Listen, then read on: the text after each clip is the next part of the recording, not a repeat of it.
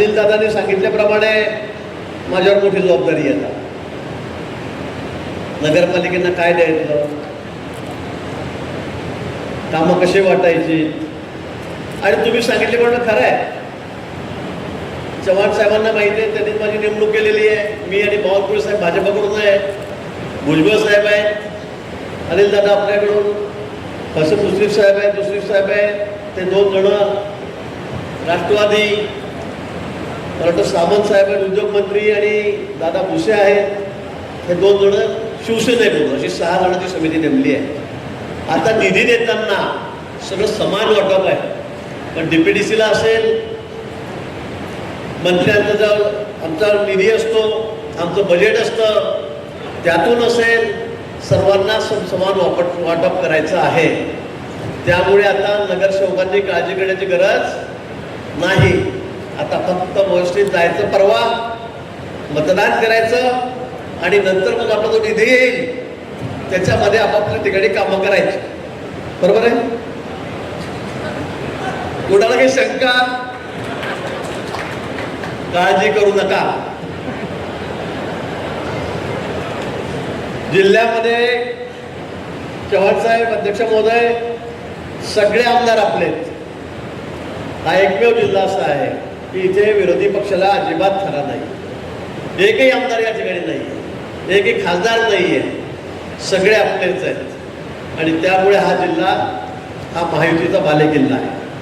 या ठिकाणी सगळ्या नगरपालिका जवळपास एका दुसरी अपवाद सोडली तर मला वाटतं ते सगळ्या आपल्याच आहेत. आणि म्हणून या ठिकाणी गुलाबभाऊंनी सांगितल्याप्रमाणे आमची संख्या जवळपास 620-630 पैकी 500च्या जवळपास ही महायुतीचे आपले सदस्य आहेत. अंबरनाथसारख्या ठिकाणी पण तिथे आपले सरकारच्या पण पक्षामध्ये मोजलेले आहेत. आणि म्हणून मला वाटतं की 550-525 सदस्य फक्त आपले या ठिकाणी आहेत. त्यामुळे फक्त आपल्याला मतं मोजायची आहेत. आणि म्हणून आपला जास्त वेळ न घेता पुन्हा मी आपल्याला आवाहन करेल की 18 तारखेला सकाळी 10 वाजेच्या आत आपलं सगळ्यांचं मतदान झालं पाहिजे. सगळ्यांचं, काही कोणाची वाट बघायची नाही किंवा हा येणार आहे, तो येणार आहे, मी सोबत येतो. रात्री ठरवायचं, सगळ्यांनी सगळे आपापले आमदार आपापल्या बूथवर राहतील. आपापले बूथ त्या ठिकाणी सांगितले कुठले कुठले आहेत. मंगेश दादा एकदा झाल्यावर पण सांगा सगळ्यांना बूथ कुठे कुठे आहेत. 7 ठिकाणी, बरोबर आहे, 7 ठिकाणी आपले बूथ आहेत.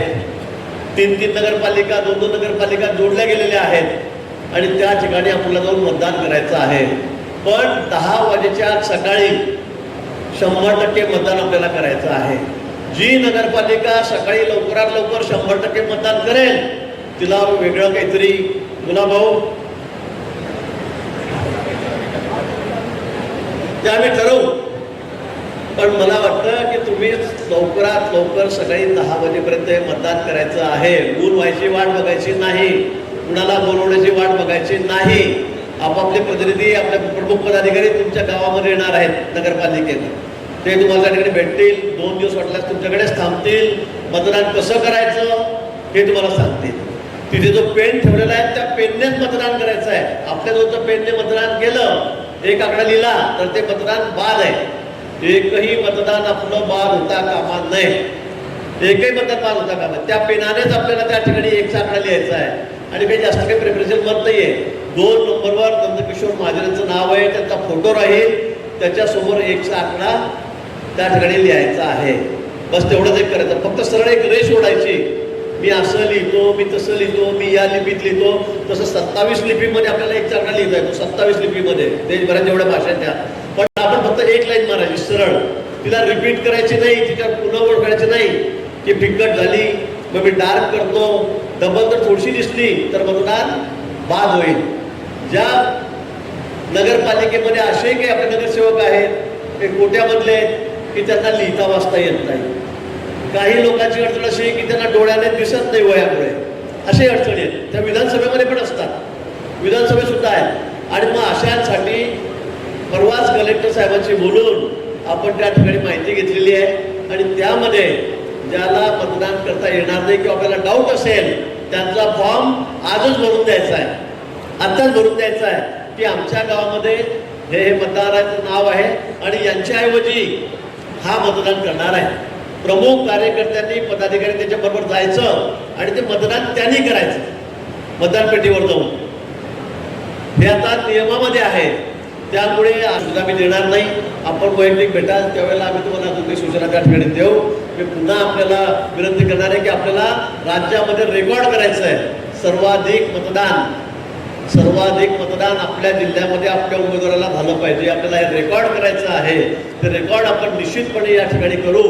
मी गुलाबभाऊ आपण या ठिकाणी आहात, सगळेजण या ठिकाणी असतील.